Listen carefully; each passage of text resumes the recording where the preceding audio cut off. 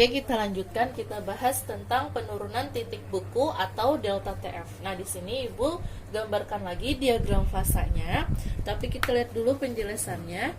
Titik beku normal suatu zat adalah suhu pada saat meleleh atau membeku pada tekanan 1 atm. Jika suatu zat terlarut ditambahkan pada suatu pelarut murni hingga membentuk larutan, titik beku larutan akan mengalami suatu penurunan. Nah, kita lihat diagram fasanya lagi sama dengan yang tadi.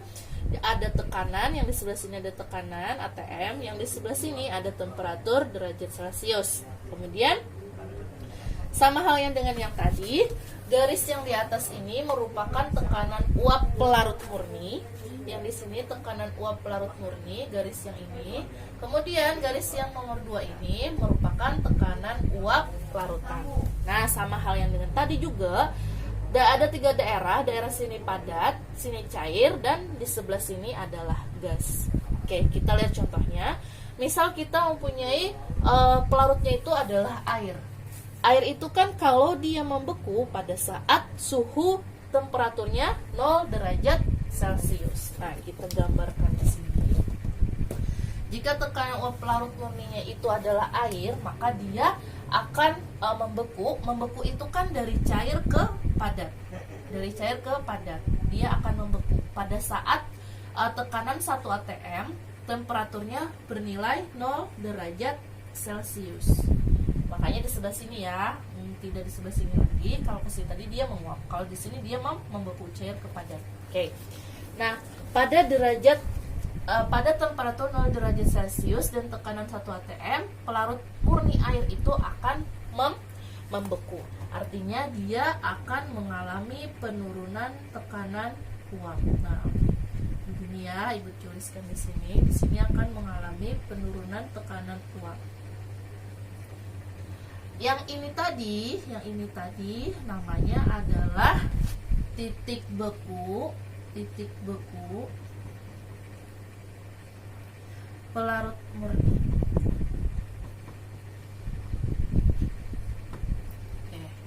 Nah, tadi kan karena terjadinya penurunan tekanan uap, ini delta P, adanya titik beku pelarut murni.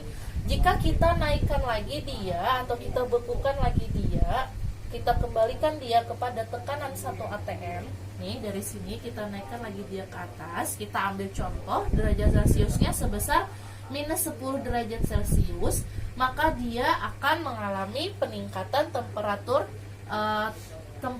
pada suhunya, yaitu kita ambil minus 10 derajat Celcius. Nah, yang ini disebut sebagai titik beku larutan.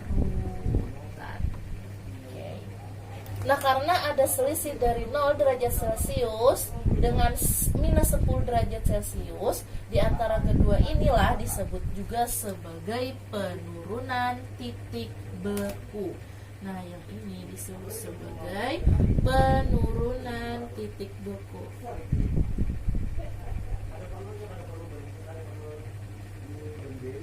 Atau disebut juga sebagai delta TF. Nah, dari kedua inilah disebut juga sebagai penurunan titik beku. Nah, sehingga kesimpulan dari diagram fasa tadi ialah karena adanya delta P tadi, si penurunan tekanan uapnya tadi yang mengakibatkan terjadinya penurunan titik beku, maka titik beku larutannya lebih kecil. Titik beku larutannya lebih kecil dari titik beku pelarutnya. Karena titik beku larutannya tadi senilai minus 10 derajat, sedangkan titik bekunya tadi senilai 0 derajat. Makanya menjadi titik beku larutan lebih kecil dari titik beku pelarut. Nah, untuk rumusnya jadilah seperti ini. Delta TF sama dengan TFP. TFP ini adalah titik beku pelarut dikurang dengan TFL atau titik beku larutan. Nah, ini rumus untuk penurunan titik beku. Nah, sama halnya dengan yang tadi, jika yang ditanyakannya adalah si titik beku larutan TFL, maka kita gunakan rumus pindah ruas. yaitu akan menjadi TFP atau titik beku pelarut dikurang dengan delta TF. Jika TFP-nya ini, titik beku pelarutnya ini air, maka nilainya adalah 0 derajat Celcius. Oke. Nah, kalau menurut rumus Raoult, kalau rumus Raoult ini dia akan berhubungan dengan si molaritas, sama halnya dengan si kenaikan titik didih tadi, maka rumusnya akan menjadi delta TF sama dengan M dikali dengan KF. M ini adalah molal. Ingat ya rumus molal kemarin, yaitu mol sama dengan M dibagi MR dikali 1000 dibagi dengan P. Oke, di mana KF di sini juga mempunyai nilai ketetapannya, yaitu sebesar 1,86 derajat Celcius. Nah, ini untuk rumus dari penurunan titik beku.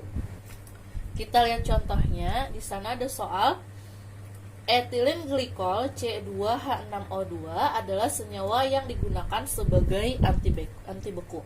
Larutan etilen glikol digunakan pada radiator mobil untuk menurunkan titik beku dan mencegah air dalam radiator membeku. Nah, hitunglah titik beku larutan 4 gram etilen glikol dalam 500 gram air. Yang diketahuinya adalah massa C2H6O2 sebesar 400 gram dan massa air H2O sebesar 500 gram. Yang ditanyakannya adalah titik beku larutan, berarti TFL. Oke, penyelesaian. Nah, karena di sini yang diketahuinya adalah si masanya atau gramnya dalam suatu larutan dan pelarutnya, berarti kita menggunakan rumus Raoult yang delta TF sama dengan M dikali KF. M-nya tadi adalah molal. Nah, berarti dari molal itu, karena kita tidak mengetahui masih hitung molalnya, berarti kita menghitung molalnya terlebih dahulu. Kenapa kita cari delta TF? Karena tadi rumus dari TFL adalah TFL sama dengan TFP dikurang dengan delta TF. Oke, Ibu tidak tuliskan. Kita hitung yang pertama, hitung molal dari C2H6O2. Oke, rumus molal ini massa ya, ini molal, bedakan ya, oke, paham ya?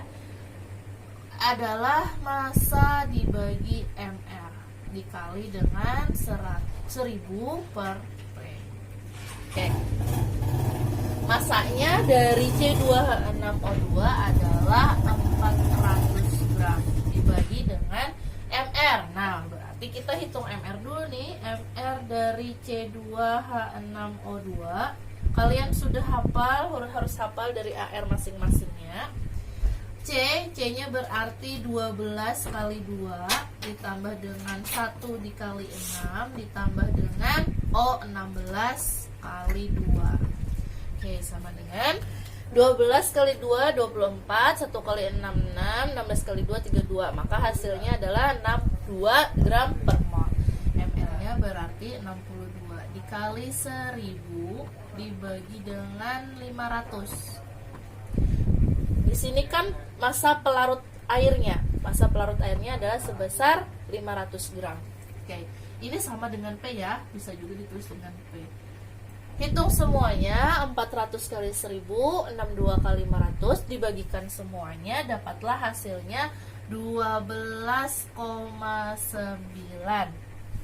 Nah, karena sudah diketahui molal dari si larutannya, maka kita masukkan rumusnya yang rumus Raoult. Rumus Raoult tadi delta TF sama dengan M dikali dengan K. M-nya tadi sebesar 12,9 dikali dengan KF tadi kata Ibu adalah nilai ketetapan yaitu 1,86. Kalikan keduanya, dapatlah hasilnya sebesar 23,994 derajat Celcius. Oke.